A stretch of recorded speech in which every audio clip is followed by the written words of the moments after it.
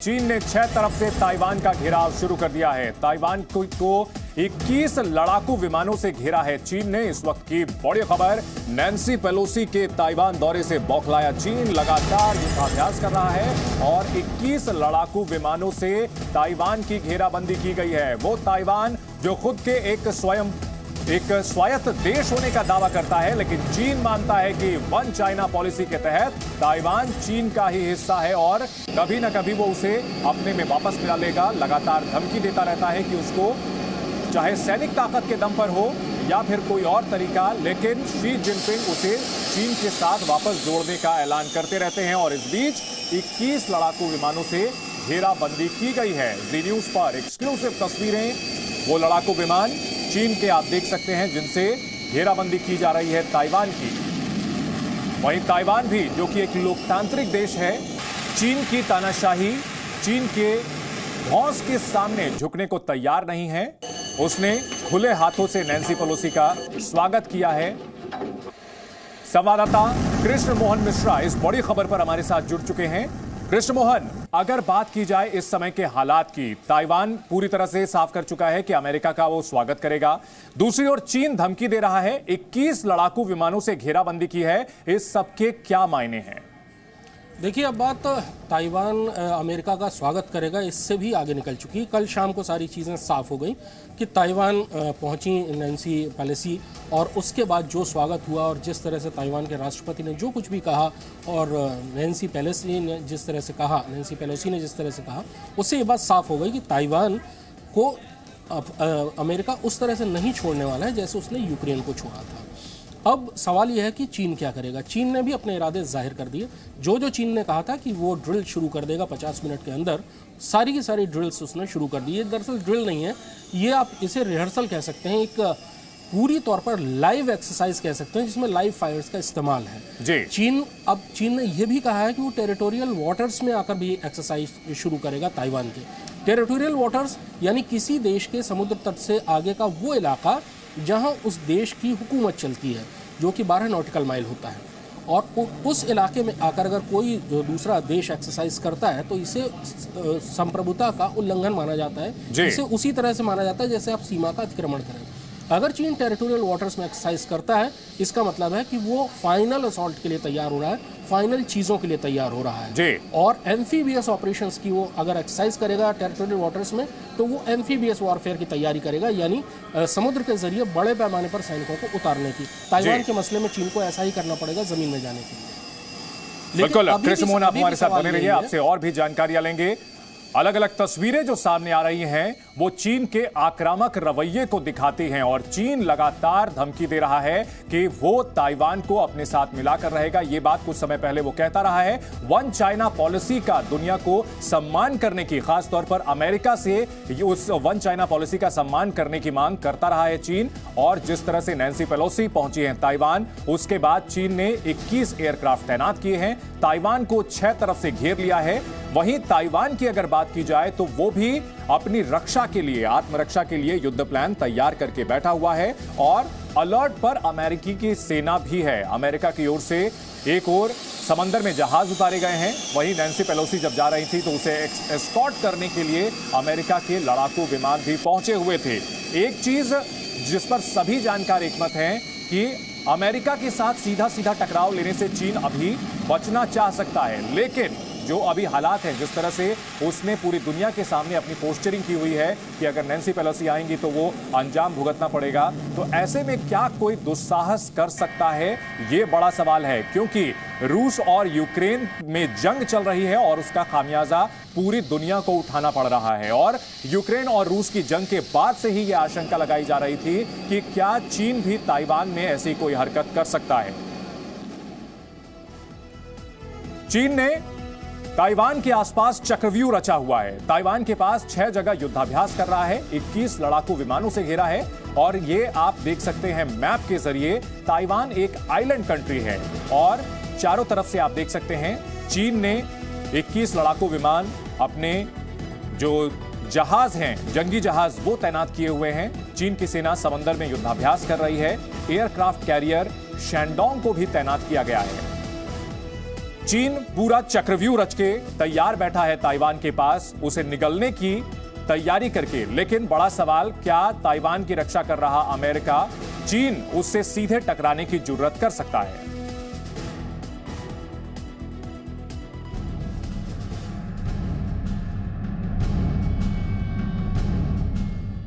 Nancy Pelosi Taiwan में है और चीन बुरी तरह चिढ़ा हुआ है। चीन की धमकियों के बावजूद नैन्सी पेलोसी ताइवान पहुंची और ताइवान में उनका जोरदार स्वागत किया गया। ताइवान पहुंचते ही नैन्सी पेलोसी ने चीन को सख्त संदेश दे दिया कि अमेरिका झुकेगा नहीं और हर कीमत पर ताइवान के साथ खड़ा रहेगा। नैन्सी पेलोसी ने ताइवान पहुंचकर वहां की राष्ट्रपति से भी मुलाकात की। They came here, we all did, to listen, to learn from you as to how we can go forward together. We commend Taiwan for being one of the freest societies in the world, for your success in addressing the COVID issue, which is a health issue, a security issue, an economic issue, and a governance. इधर अमेरिकी कांग्रेस की speaker Nancy Pelosi Taiwan की राजधानी Taipei पहुंची। उधर बौखलाए चीन ने Taiwan को आंखें दिखानी शुरू कर दी। चीन पहले से ही अमेरिकी प्रतिनिधि के ताइवान आने पर विरोध कर रहा था, लेकिन बीजिंग की सारी आपत्ति को खारिज करते हुए नैन्सी पेलोसी ताइवान पहुंच गई तो खिसियाए चीन ने अपनी मिलिट्री प्लेन उतार दिए। चीन के 21 लड़ाकू विमान ताइवान की हवाई सीमा में घुस गए और इसकी पुष्टि खुद ताइवान के स्पीकर ने की। ताइवान के रक्षा मंत्रालय ने ट्वीट कर बताया कि चीन के 21 एयरक्राफ्ट ताइवान की south west air defence zone में घुस गए हैं। न सिर्फ चीन के लड़ाकू विमान ताइवान के आसमान पर उड़ाए गए, बल्कि ताइवान की सीमा पर चीनी फौज ने युद्धाभ्यास भी शुरू कर दिया है। चीन पहले ही कह चुका है कि वो मिलिट्री एक्शन लेगा और इस दिशा में काम भी शुरू कर दिया है। चीन ने ताइवान को अपने चक्रव्यूह में घेरना शुरू कर दिया है। ताइवान तट के करीब 6 जगह युद्धाभ्यास शुरू हो गया है। ताइवान को 21 लड़ाकू विमानों ने घेरा हुआ है। चीन की सेना का समुद्र में लगातार युद्धाभ्यास जारी है। चीन का एयरक्राफ्ट कैरियर शेंडोंग भी तैयार है। मिलिट्री एक्सरसाइज और हवाई घुसपैठ के जरिए भले ही चीन ताइवान को डराने की कोशिश कर रहा हो, लेकिन अमेरिका ताइवान के साथ डटकर खड़ा है और रणनीतिक और सैन्य तौर पर भी मदद करने के लिए पूर्ण रूप से तैयार है। So now we look forward to our conversation about how we can work together, learning from you and sharing some thoughts ourselves on how to protect the planet from the climate crisis. We thank you for your leadership. We want the world to recognize that. But our visit was about human rights, was about unfair trade practices, and it was about security issues. जब चीन ने Taiwan के हवाई क्षेत्र में लड़ाकू विमान उड़ाए और सरहद पर युद्धाभ्यास शुरू किया, तो ताइवान ने भी पलटवार की पूरी तैयारी कर दी। चीन की तैयारियों से मुकाबला करने के लिए ताइवान ने अपनी सेना को कॉम्बैट रेडी यानी युद्ध के लिए तैयार रहने को कहा है। ब्यूरो रिपोर्ट, जी मीडिया। नैन्सी पेलोसी के ताइवान दौरे के बाद पूरी दुनिया में यह सवाल खड़ा हो रहा है कि क्या चीन ताइवान पर हमला करेगा। इससे जुड़े हुए कई सवाल हैं जिस पर चर्चा के लिए हमारे साथ खास मेहमान यूके देवनाथ साहब जुड़ चुके हैं, रक्षा विशेषज्ञ। साथ ही कृष्ण मोहन मिश्रा हमारे साथ लगातार बने हुए हैं। देवनाथ साहब, चीन अपनी पोस्चरिंग पूरी कर चुका है, लगातार दिख रहा है कि वो पूरी तरह से चक्रव्यूह रच के बैठा हुआ है ताइवान को घेर करके, लेकिन क्या ये एस्केलेशन वॉर की सिचुएशन तक जा सकती है? देखिए चंदन, एक बहुत खास बात मैं आपको बता दूं कि चीन ने जो ये 21 लड़ाकू विमान ताइवान के एयर डिफेंस जोन में भेजे हैं, वो ताइवान के एयर डिफेंस जोन को टच करके वापस चले गए। वो ताइवान के मेन लैंड के ऊपर नहीं आए। दूसरी बात, जैसे आपने बताया कि अब चीन ने 6 जगह पर ताइवान की समुद्री सीमाओं पर अपने शिप्स को, नेवी के शिप्स को भेजकर एक्सरसाइज कर रही है। एक चीज़ तो यह है कि वो अभी भी ताइवान के तट से बहुत दूर हैं। दूसरी चीज़ है कि उनका मकसद क्या है। उनका मकसद युद्ध छेड़ना तो बाद में है, लेकिन किसी भी युद्ध से पहले वो उसको ताइवान को समुद्री सीमा से आइसोलेट कर रहे हैं क्या? कल क्या अगर किसी देश का जहाज, पानी का जहाज कमर्शियल एक्टिविटी के लिए ताइवान जाना चाहे या ताइवान के बंदरगाह से कोई अगर शिप इंटरनेशनल वाटर्स में जाना चाहे, तो चीन के जो नेवी है क्या वो उसको रोकेगी? यानी अभी तक स्थिति वहां तक नहीं पहुंची है। जी। चीन के ये 6 जहाज अलग अलग जगह पर हैं, अपनी एक्सरसाइज कर रहे हैं। हो सकता है कल 1 या 2 रॉकेट भी फायर करें, लेकिन उन्होंने ताइवान की घेराबंदी में अब तक ताइवान की ब्लॉकेज नहीं की है। ठीक है, इन सब के बीच कृष्ण मोहन, अगर अमेरिका की बात की जाए, अमेरिका ताइवान के साथ खड़े होने का दावा करता है, लेकिन जैसा कि आपने बताया कि यूक्रेन के साथ भी खड़ा होने का दावा अमेरिका करता था, रूस को धमकी दिया करता था कि अगर यूक्रेन पर हमला किया तो उसे गंभीर अंजाम भुगतने पड़ेंगे। क्या उसी तरह का साथ ताइवान का देगा अमेरिका, जिसमें कि लड़ाई के लिए आगे भड़का करके बाद में फिर वो पीछे हट जाएगा? यही शायद सबसे बड़ा सवाल है जो इस समय अमेरिका को भी परेशान कर रहा होगा, क्योंकि अगर अमेरिका ने ऐसा किया तो 1 साल के अंदर तीसरी बार ऐसा होगा कि महाशक्ति बनने का दम रखने वाले अमेरिका का एक बहुत ही कमज़ोर चेहरा नज़र आएगा। पिछले साल अगस्त में उन्होंने अफगानिस्तान छोड़ा, पूरे अफगानिस्तान को तालिबान के भरोसे छोड़कर, तालिबान और ISI के भरोसे छोड़कर। यूक्रेन को वो उकसाते रहे, पिछले कई सालों से उनका यही चल रहा था यूक्रेन में। और जब रूस ने हमला शुरू किया तो ज़बानी जमा खर्च के अलावा अमेरिका ने उसकी कोई मदद नहीं की, पैसे और हथियारों के अलावा। हथियारों में भी बहुत ज़्यादा उसने मदद नहीं की, छोटे हथियार, हल्के हथियार उसने दिए। अगर चीन ताइवान पर हमला करता है और अमेरिका ताइवान की मदद के लिए नहीं आता है तो हमेशा के लिए महाशक्ति के तौर पर अमेरिका खत्म हो जाएगा। ये बात बिल्कुल साफ है जी। जो बाइडन अमेरिकी इतिहास में सबसे कमज़ोर राष्ट्रपति गिने जाएंगे और महाशक्ति बनने का जो दम अमेरिका का अब तक है, खासतौर पर द्वितीय विश्व युद्ध के बाद अमेरिका एक महाशक्ति रहा, सोवियत संघ का विघटन हो गया, अब इकलौता महाशक्ति अमेरिका अपने आप को मानता है। वो अस्तित्व खत्म हो जाएगा अमेरिका का और दुनिया में एक नए सिरे से एक जो समीकरण बनेंगे, जियो स्ट्रैटेजिक समीकरण बनेंगे, वो अलग बनेंगे जी।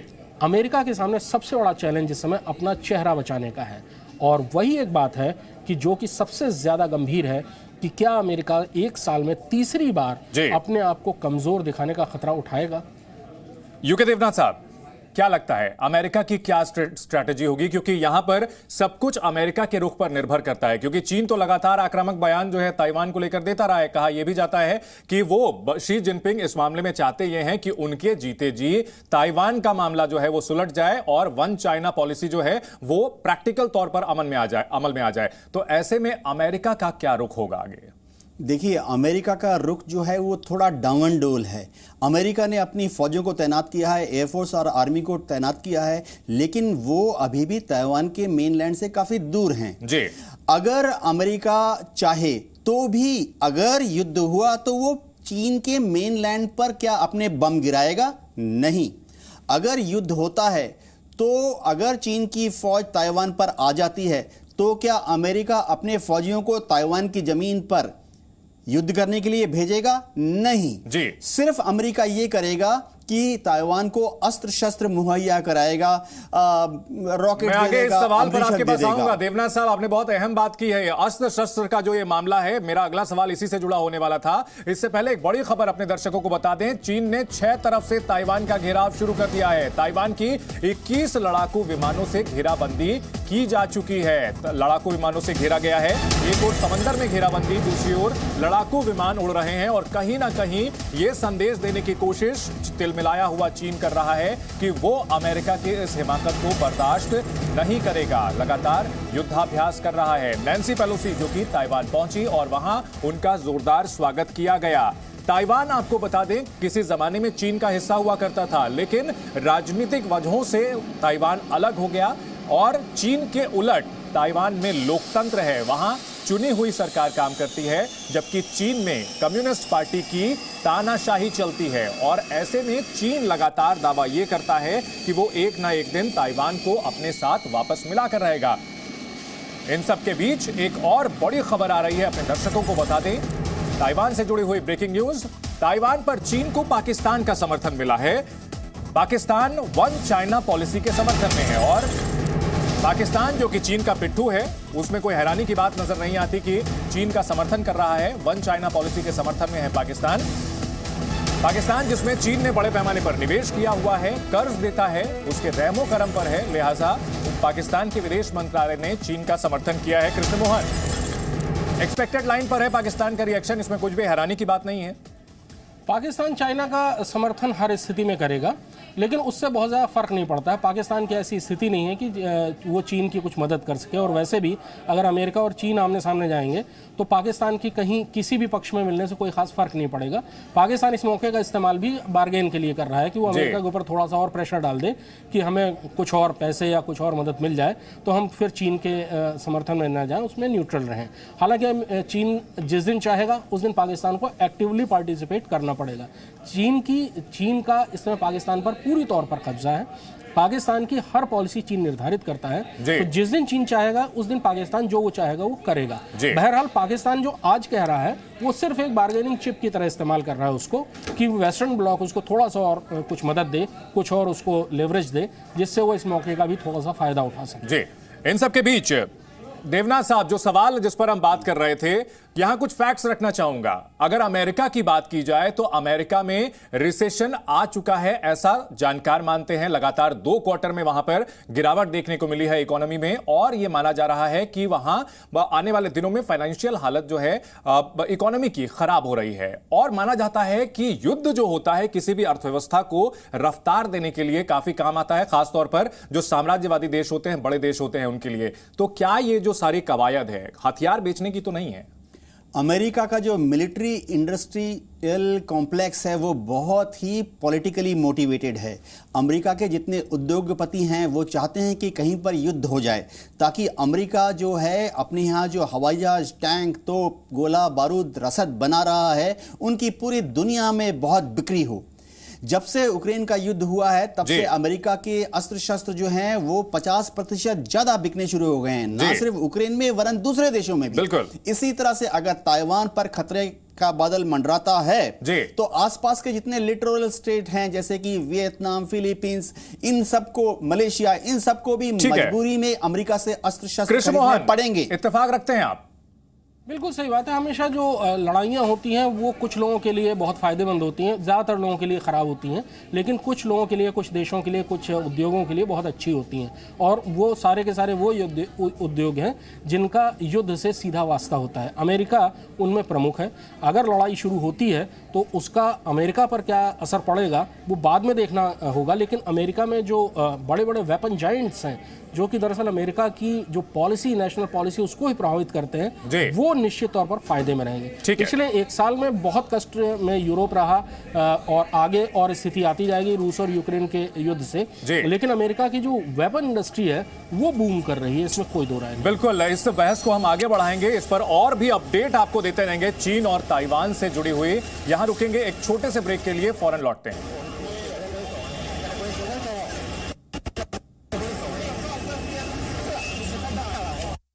तस्वीरें सामने आ रही हैं ताइवान से, ये तस्वीरें सामने आ रही हैं।